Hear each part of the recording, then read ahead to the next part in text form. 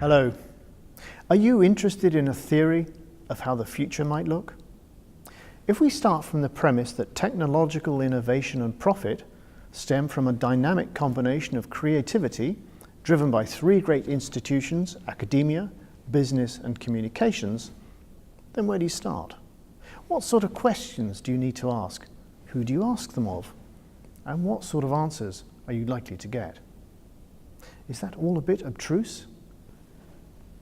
Then why not ask someone who has not only been there, done that and got the t-shirt, he's pushing to recapture the dynamic, creative impulse that powered the world's industrial and communications revolutions. Bob Metcalfe, what's this all about? Well, let's take a step back and start with the big goals. And in my book, those are freedom and prosperity. And I view freedom and prosperity as a virtuous cycle. Freedom encourages prosperity, and prosperity, freedom. And the thing that links those two is innovation.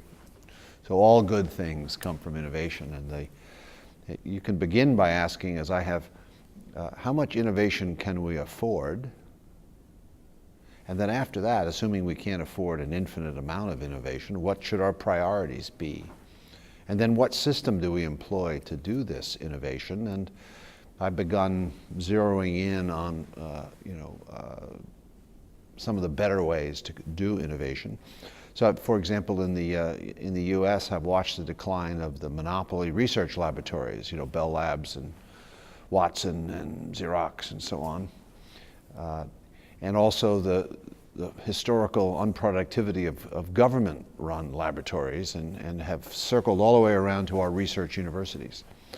So my current hypothesis is that most, not all, but some of our most effective forms of innovation will start at these research universities. The United States has about 100 research universities of some renown.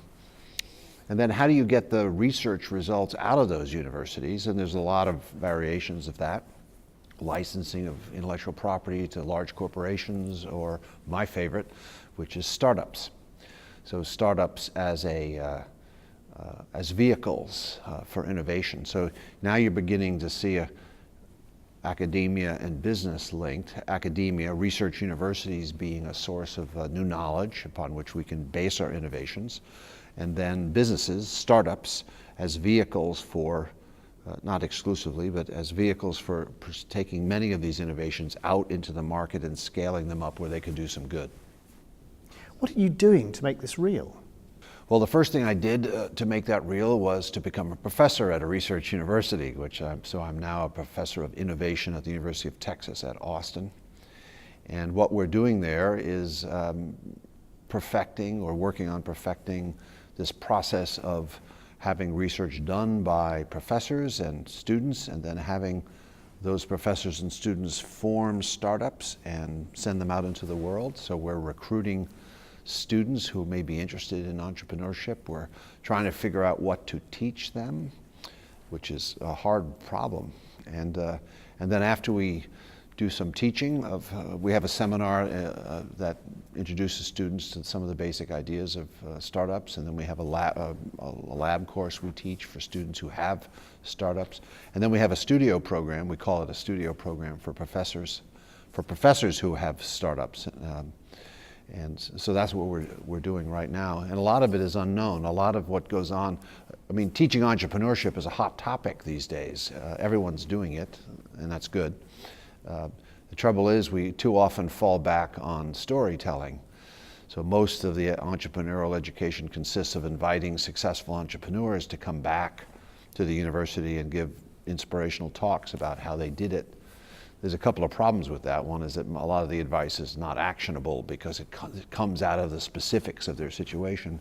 The other problem is entrepreneurs often don't understand why they were successful, and they make stuff up. I do it all the time. But how realistic is this? So far in my own efforts to perfect this innovation process, I've learned that undergraduate students are not likely to succeed as startup people. Of course, it's very exciting to be the next Zuckerberg, and So our students, I tell them this, you know, as an undergraduate, you don't know that much, so it's very unlikely you can start a company. And then they say, Jobs, Gates, Dell, Mr. Mackey, who founded Whole Foods, which out of UT, who am I forgetting? There's 5. Zuckerberg.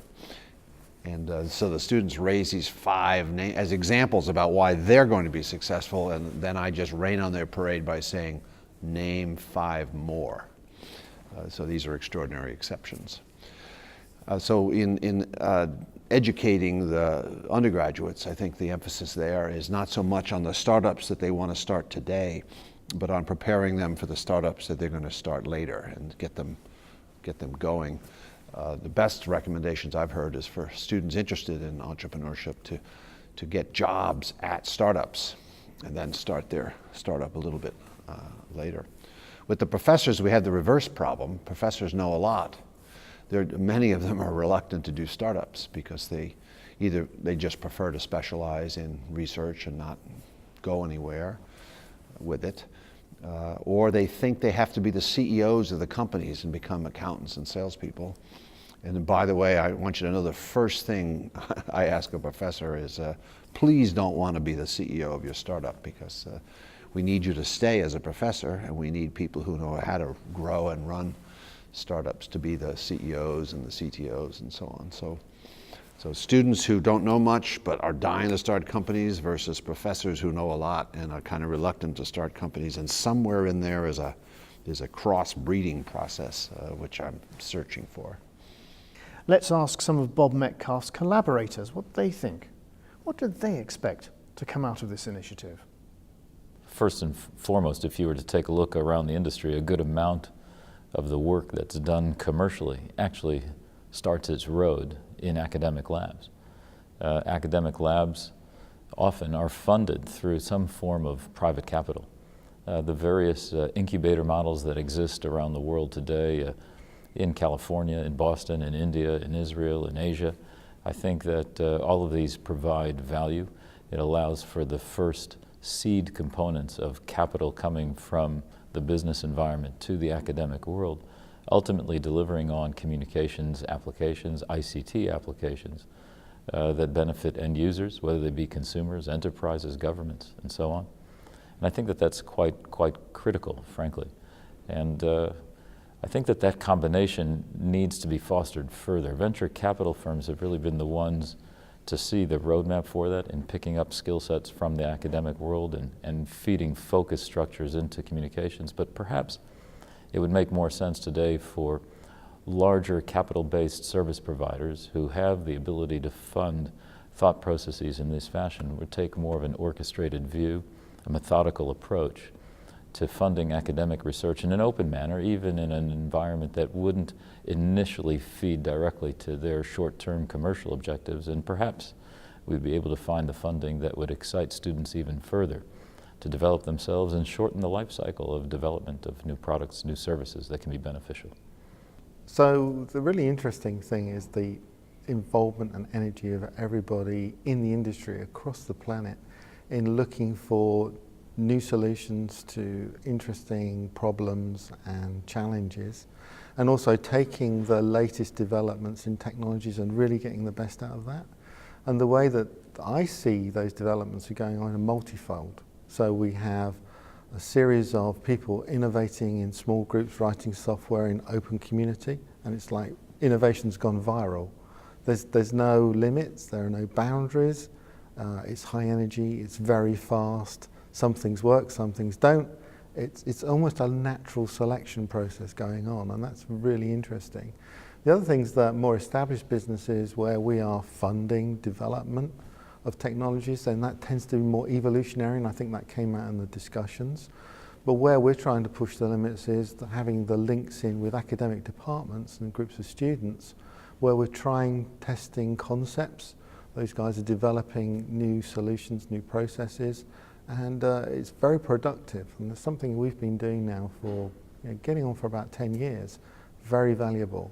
So the link between academia, business, and then this whole world of who's out there doing this stuff and how do you get to know about it? And it's a completely different way of thinking about the world's problems. Now the challenge is, how do you harness that and put it into a cohesive set of solutions that you can then deliver to business, government, consumers in a consistent, secure manner? And that's the challenge for everybody in this type of forum where we're discussing setting standards. How does standard setting actually keep up with the pace of innovation? It's almost impossible. In fact, sometimes you just feel if you're programmed to set standards, you're in a different mindset to the innovators.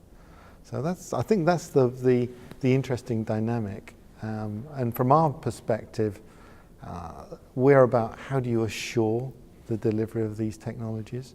So how do you test that? How do you monitor that? So we are like very rapid followers of innovation, but the DNA is always pushing that bleeding edge. So high energy, lots of commitment, lots of exciting conversation, looking at some huge opportunities, whether it's healthcare delivery, biodynamics, biotechnology, the delivery of real telepresence in the sense of that the world's communication is going to be, well, we could be having this interview and actually we might be in different continents, but it would feel just the same. Now we're a long way from that holy grail. We didn't quite solve world peace, but that's the next on the agenda. When we look at what we've traditionally used academic institutions for, it's graduate programs, bringing people into the business who have a fresh perspective or a different view on things. But I think that's not using all of the potential that can be found in academic institutions. I think that they become an forum for real innovation to take place, where we can take ideas and things that we're seeing, we can essentially give it to very bright and creative, and in some cases unconstrained thinking to take place outside of the business itself, and then to feed the findings back in. Then we can look at the findings, we can then make adjustments based on our own internal business situation, and then deploy services to market much more quickly. I think there's also a lot to be said about getting a closer alignment between the products that communication service providers traditionally provide, in fact, indeed into academic institutions. So that is, if you like, a self-constrained area of innovation that needs to take place. How do we better deliver academics? How do we integrate something that is beneficial to that inside the communications infrastructure of the network as well? So there are perhaps many different levels of how this collaboration and collective innovation can take place, specifically within the academic market, but also market testing or evolving ideas that are the bare bones are put to the academic institution. The academic institution builds on it with the expertise that they have, and they can deliver it back to us. So I see several different facets. So there's a lot of heavyweight support for Bob Metcalfe's ABC vision. When can we expect to see results? So the innovation processes in America, which is where I live, have been working for a couple of 100 years. And so we're not talking about starting in the future. They're happening now. I mean, the iPhone is an innovation that came out of a startup called Apple. That's actually one of the tricks I play on my students. I give them a list of companies, like Procter & Gamble, General Electric, Microsoft, Facebook, and I say, pick out the startups. Of course, they're all startups. They all, my favorite is the 100-year-old IBM Corporation, which is a startup, a 100-year-old startup. So the answer, the question, when will we begin to see results? We've already been seeing results. We just want to improve the process. And right now, the sentiment in the US is very pro-entrepreneurship. And I think that's because of the weak economy that we have. And people see correctly, I think, that entrepreneurship is the way out of our current economic quagmire. So there we have it. The vision is clear, and it will work. Here's hoping it can change the world, and soon.